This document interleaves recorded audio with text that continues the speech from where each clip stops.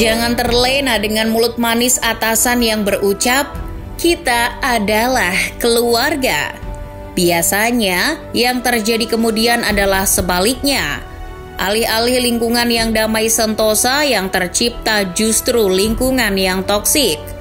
Dalam dunia sepak bola, fenomena itu kini tengah terjadi di Everton. Everton adalah klub bersejarah. Mereka telah memenangkan 9 gelar liga, 5 piala FA, 1 piala Winners, dan 9 Charity Shield. The Toffees adalah klub dengan kehadiran terbanyak di Liga Inggris. 120 musim sudah mereka habiskan di kasta teratas. Hanya 4 kali mereka absen dari divisi utama. Ini adalah sebuah prestasi yang dibangga-banggakan Evertonian. Sayangnya, kebanggaan itu bisa hancur di tahun ini. Musim ini Everton tengah terancam terdegradasi dari Premier League. Dan kejatuhan Everton ini dimulai dari pernyataan sang pemilik, Farhad Moshiri. Ini adalah klub yang hebat dan saya ingin menjadi bagian dari klub ini. Bagi saya masuk ke dalam sebuah keluarga baru dan itulah yang spesial bagi saya. Saya memberikan apapun yang saya miliki kepada mereka. Farhad Moshiri bukanlah sosok asing di industri sepak bola. Sebelum mengakuisisi saham Everton, ia adalah salah satu pemegang saham di Arsenal. Pada Februari 2016, miliarder asal Iran itu menjual sahamnya di Arsenal dan membeli 49,9% saham Everton senilai 85 juta pounds. Moshiri memang sempat memberi Evertonian harapan. Kekayaan Moshiri kala itu mencapai 1,8 miliar dolar AS dan tahun ini kekayaannya telah menyentuh angka 2,9 miliar dolar AS. Maka tak heran bila kemudian The Toffees mendadak kaya. Investasi besar pun disuntikan Farhad Moshiri. Dimulai dengan perekrutan Steve Walsh sebagai direktur sepak bola di musim panas 2016. Walsh adalah sosok yang bertanggung jawab mendaratkan Riyad Mahrez, Jamie Vardy, dan N'Golo Kante ke Leicester City. Pada musim panas 2018, posisi Steve Walsh digantikan oleh Marcel Brands. Sebelumnya Brands bekerja di PSV selama 8 tahun dan selama masa itu, PSV sukses memenangkan 10 trofi domestik termasuk 3 trofi Eredivisie. Kehadiran Director of Football kelas dunia juga dibarengi dengan hadirnya pelatih-pelatih beken, Ronald Koeman, Sam Allardyce, Marco Silva, Carlo Ancelotti, Rafael Benitez, hingga Frank Lampard direkrut guna menaikkan taraf prestasi klub. Dana besar Moshiri juga membuat aktivitas transfer Everton bergeliat. Andre Gomez, Yerry Mina, Theo Walcott, Richarlison, dan James Rodriguez adalah beberapa rekrutan Everton di era Farhad Moshiri. Menurut Transfermarkt, The Toffees telah menghabiskan tak kurang dari 561,88 juta pounds untuk merekrut pemain baru sejak Moshiri bergabung pada Februari 2016. Sayangnya, investasi masif tersebut gagal memberi hasil sesuai harapan. Nasib Everton di kancah persepak bolaan Inggris tak berubah. Malahan, prestasi mereka makin merosot. Sejak diakuisisi Farhad Moshiri, prestasi Everton malah cenderung menurun. Setelah finish di urutan ke-7 pada musim 2016-2017, di musim berikutnya, Everton secara berturut-turut finish di peringkat 8, 12, 10, 16. Dan puncaknya berada di zona degradasi di musim 2022-2023. Musim ini memang yang terburuk. Sejak pekan ke-19, The Toffees sudah jatuh ke zona degradasi. Hanya sanggup mengumpulkan 15 poin dari 20 pertandingan, capaian yang membuat Frank Lampard kehilangan pekerjaannya. Imbas dari performa buruk tersebut juga membuat para pendukung Everton geram. Gelombang protes pun terjadi, salah satunya ketika Everton kandas 2-1 dari Southampton.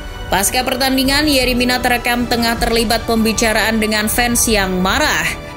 Sebelumnya, Ketua Bill Kenwright, Kepala Eksekutif Dennis Barrett Baxendale, Direktur Keuangan Grant Inglis, dan Direktur Non-Eksekutif Graham Sharp diberitakan tidak akan menghadiri pertandingan setelah mendapat ancaman pasca Everton kalah 4-1 dari Brighton. Sementara itu, 17 kelompok penggemar menerbitkan sebuah surat terbuka kepada Farhad Moshiri dan mendesaknya untuk melakukan perubahan besar-besaran di tingkat pimpinan, dewan, dan eksekutif untuk menyelamatkan klub dari kemunduran. Di sisi lain, asosiasi pemegang saham Everton meluncurkan petisi online yang menyerukan mosi tidak percaya kepada dewan direksi. Bisa dibilang kalau musim ini jadi titik terendah Everton. Dalam sejarahnya, Everton tak pernah mengalami situasi yang seburuk saat ini. Selain posisi mereka yang mengenaskan, ancaman degradasi datang di waktu yang paling buruk. Dr. Rob Wilson, pakar keuangan dari Sheffield Hallam University, adalah sosok yang mengatakan demikian. Menurutnya, Everton bisa kehilangan pendapatan hingga 80 juta pounds jika turun kasta ke Championship. Permasalahannya ini terjadi saat klub mengalami krisis finansial. Dan krisis ini bermula dari keserampangan Farhad Moshiri membelanjakan uang. Everton yang dulu mediocre dan mendadak kaya, banyak membeli pemain mahal secara sembrono. Bukan hanya soal harga belinya, tetapi gaji selangit yang mereka bayarkan. Tagihan gaji inilah yang memberatkan kantong Everton.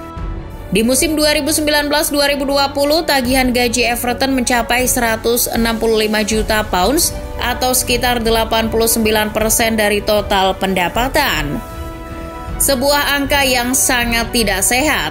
Alhasil, ketika pandemi membuat industri tiarap, Everton jadi salah satu tim yang paling merugi.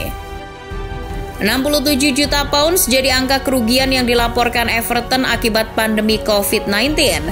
Beruntung, Farhad Moshiri meningkatkan kepemilikannya menjadi 94% usai mengubah pinjaman senilai 100 juta pounds menjadi ekuitas pada Januari 2022. Akuisisi tersebut sedikit memperbaiki neraca keuangan Everton. Akan tetapi, alarm bahaya masih berbunyi. Per Maret 2022, Everton membukukan kerugian lebih dari 120 juta pounds dengan total kerugian selama 3 tahun mencapai lebih dari 370 juta pounds. Angka kerugian ini sudah melewati ambang batas Financial Fair Play Premier League. Kerugian itu belum termasuk investasi besar yang mereka pakai untuk mengembangkan tim sepak bola wanita, akademi, dan stadion baru di Bramley Moor. Situasi inilah yang kemudian memaksa Everton mengencangkan ikat pinggang mereka. Menjual pemain bergaji mahal seperti Bernard, James Rodriguez, Lucas Digne, dan Richarlison jadi jalan keluarnya. Beberapa pemain yang tergolong investasi gagal juga dilepas. Kondisi finansial ini pula yang membuat mereka tak kuasa menahan Anthony Gordon yang ingin hengkang. Usaha yang telah mereka lakukan dalam beberapa musim terakhir itu telah sukses memangkas tagihan gaji. Namun turunnya pendapatan sebesar 2% di tahun 2022 membuat rasio gaji pendapatan Everton berada di angka 96%. Ancaman degradasi juga belum sepenuhnya hilang dari Everton. Mereka masih berada di zona degradasi meski baru saja meraih kemenangan 1-0 atas Arsenal di laga debut Sendais sebagai manajer baru. Namun hasil ini tak bisa dijadikan acuan sebab Arsenal memang punya rekor buruk saat bertandang ke Goodison Park. Kekalahan ini membuat Arsenal tak pernah menang dalam 5 lawatan terakhirnya ke kandang Everton, di mana 4 laga diantaranya berakhir dengan kekalahan. Selain itu, meski meraih kemenangan krusial atas pimpinan klasemen, gaya main yang diusung Sendais sangat pragmatis. Dengan formasi 4-5-1, Everton banyak menunggu untuk melancarkan serangan balik dan memanfaatkan situasi bola mati. Apakah permainan semacam ini yang ingin dinikmati Evertonian? Jika demikian, sungguhlah miris. Namun bukankah para pendukung The Toffees tak punya pilihan lain? Di situasi genting seperti ini, bermain negatif agaknya lebih baik daripada turun kasta. Sekali lagi, ancaman degradasi Everton datang di waktu terburuk. Saat ini Everton juga berada di ambang pelanggaran aturan financial fair play. Kombinasi ini merupakan pertanda dari sebuah klub yang dikelola dengan sangat buruk. Dan sosok toksik yang menyebabkan bencana ini adalah Farhad Moshiri. Pengakuan Marcel Brands kepada The Telegraph pada musim panas 2022 kemarin menunjukkan betapa toksiknya Moshiri.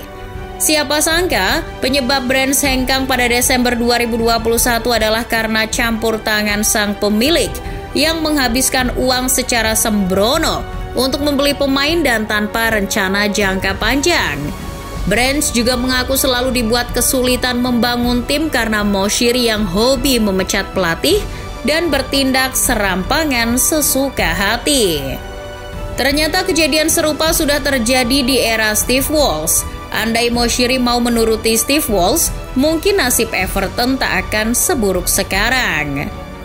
Saat saya berada di Everton, saya menawarkan mereka kesepakatan Andrew Robertson dan Harry Maguire saat mereka masih di Hull, dan itu bernilai 20 juta pounds untuk keduanya. Everton tidak mau menerima mereka. Saya juga pernah membuat kesepakatan untuk Jonny Evans sebelum dia datang ke Leicester.